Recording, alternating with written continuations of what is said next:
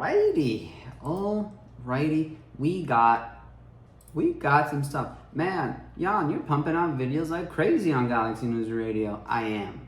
And it's for you and you all the way in the back there, too. Okay, don't worry about it. There's so much stuff happening in the world. Where can you find it? On Galaxy News Radio. Why? Because I'm on that bitch all day. I'm waking up at like 4 o'clock in the morning and I'm on that bitch. I'm posting videos. I'm talking shit. It's constantly on it. If it was my full-time job, forget about it. There will be no news network that would be able to come close to how much I am pumping out by myself. Okay? So, anyways, we are going to be looking at some stuff today. I saw this video a couple of hours ago. World War III, ... But isn't that the, what would you call it? What would be the proper term? Isn't that like the bait, like the title bait that they do in like almost every fucking video these days? Like anything political. Like you type in Israel, the next thing to come up, World War III. Iran, World War III. Ukraine, World War III. Russia, World War III. USA, World War III in Iran. Like, shit. But here we go. We're talking about Russia because we're always well, I guess we're not talking about Russia because this is Putin talking about Israel. So it's Russia talking about the Middle East, which could be good info. I haven't watched it yet, so. With what's happening around nuclear facilities. Russian press, Putin fears World War III amid Israel attacks on Iran nuclear sites. Putin fears World War III? Question mark? Okay. Iran. We're very much concerned with the possible implications and outcomes, and definitely this requires not only very much attention on our part, but also we need to seek solutions to those situations and peaceful solutions along all these lines. And again, I'm very candid here, and that's why we're here, by the way. Those who promote such narrative about Russia not being a reliable ally are provocateurs. They provoke the situation, and this won't help them. They won't reach their goals. Every conflict is alike any other conflict just on the surface. But as the former Minister of Defense rightfully stated, and the theoretician on military conflicts and military operations, my distinguished colleague, President of Indonesia. By the way, we published his book in Russian on military art. You know, every single country has its own responsibility for what's happening with it. Now, about Russia being reliable or non-reliable as an... So it sounds like Putin, correct me if I'm wrong, but there's a lot of like, maybe, you know, so it's kind of like throwing me off here. But if I'm not mistaken, it is Putin talking about how if he's not a fan of other countries,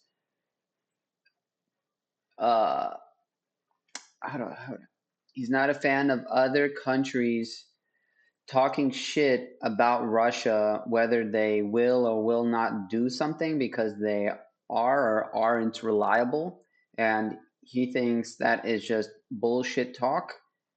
And now he's going to say it's not, I don't like it because of X, Y, and Z. I'm pretty sure that's all he said. An ally. We've heard that we are supposed to show some solidarity, and this is very true. But each conflict is unique. Let me emphasize that Israel has more than 2 million people who came from the former Soviet Union or Russia. In fact, Israel is almost a Russian-speaking country today. And clearly, in our most recent history, we factor this in. Now, traditionally, we've had very good, friendly, and trust-based relations with the Arab world and Islamic world, because about 15% of the population of Russia are Muslims. So Russia is an observer in the Islamic Cooperation Organization. It's another important factor. We have to consider both factors. Now, I see. So Putin is just, sorry for pausing it, but I just want to make sure I'm understanding. I'm saying like I'm talking to you, but me talking to you makes me better understand it, if that makes sense.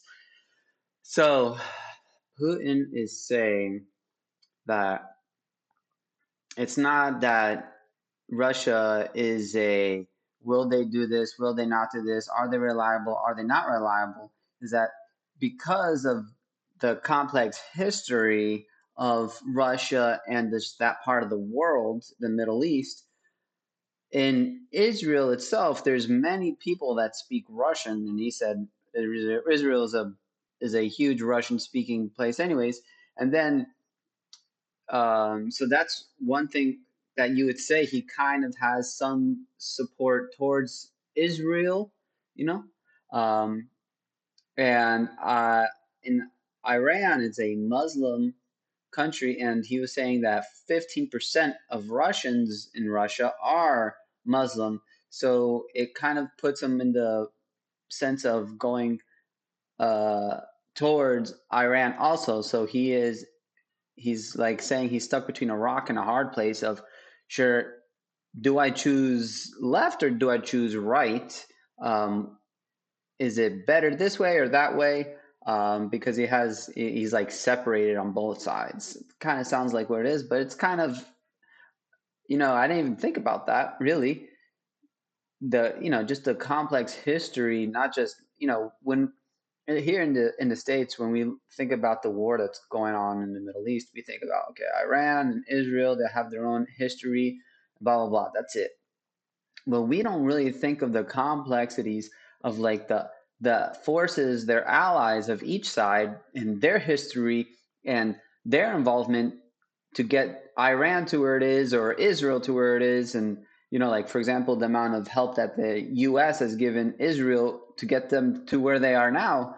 And, and I would say vice versa for Iran. If I'm not mistaken, China was a big supporter of finance to Iran. I could be wrong, but I'm pretty sure that's correct. We have established some friendly relations with Iran. And in this connection, we always fulfill all our obligations. And the same is happening in terms of relations between Russia and Iran. We support Iran in its struggle for its legitimate interests, including the interests with respect to peaceful uses of the atomic energy. And this has always been our position. This is our principled position. Did you hear him? He's using key words. He's using particular words. Peaceful uses to atomic energy.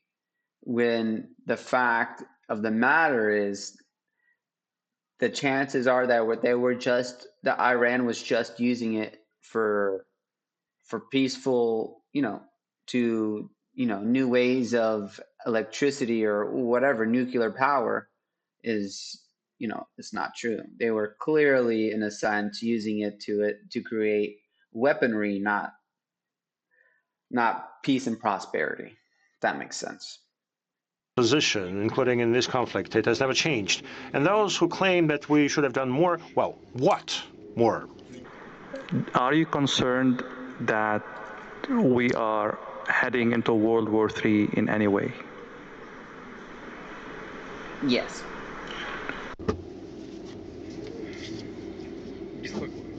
It does concern me. And there is no irony about it, This is no joking. Yeah.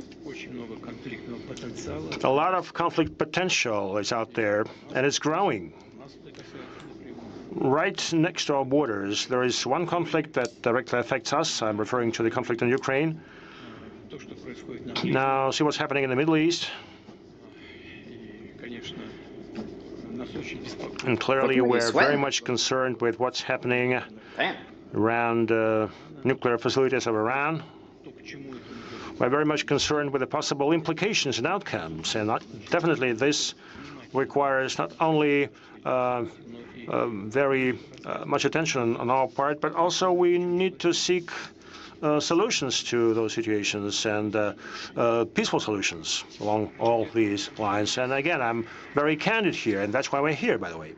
And it gives us a reason to believe. If he is there for peaceful solutions, then I am absolutely 100% for it.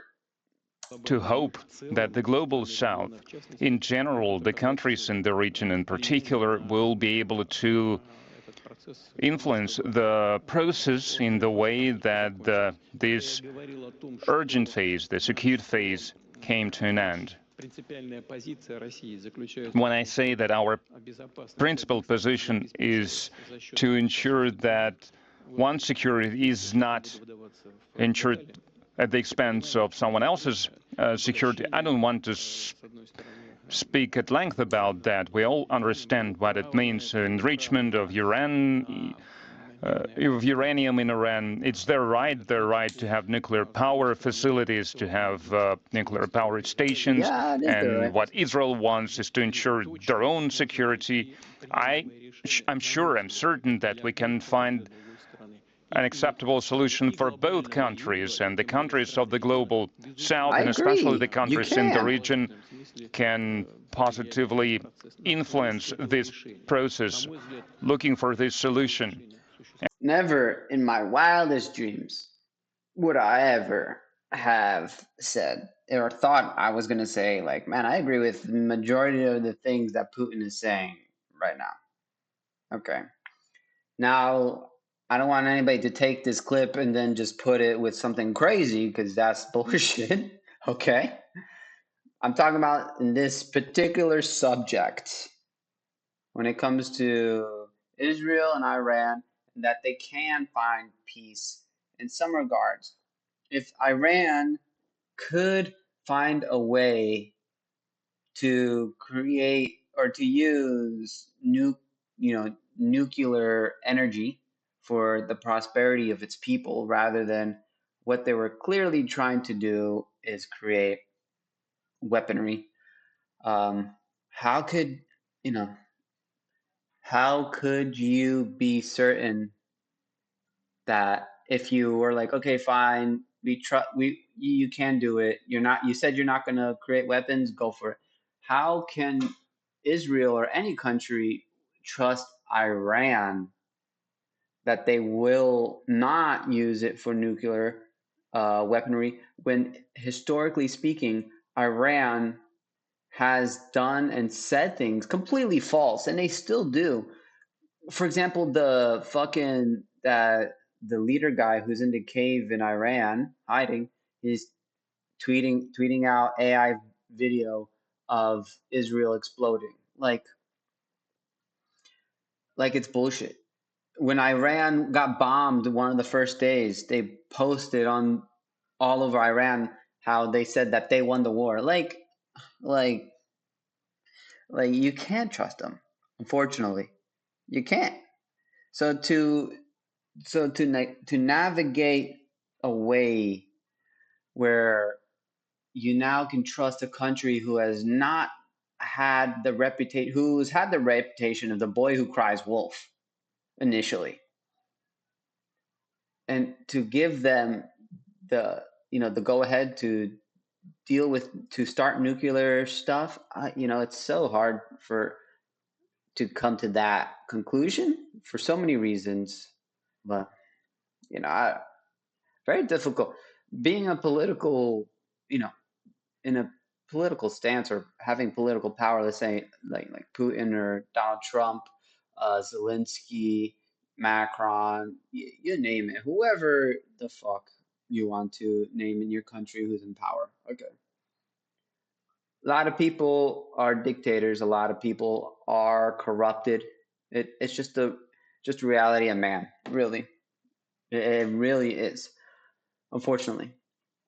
But even so, they are humans. There is stress that goes into it because of what they are doing. You see Putin here, it looks like he's stressing out. He's sweating. He's sweating. He looked like he was sweating bullets, you know? I don't know. It could just be hot, but really, I don't know. It really is. If you put yourself in the shoes of somebody like that, really put yourself in their shoes.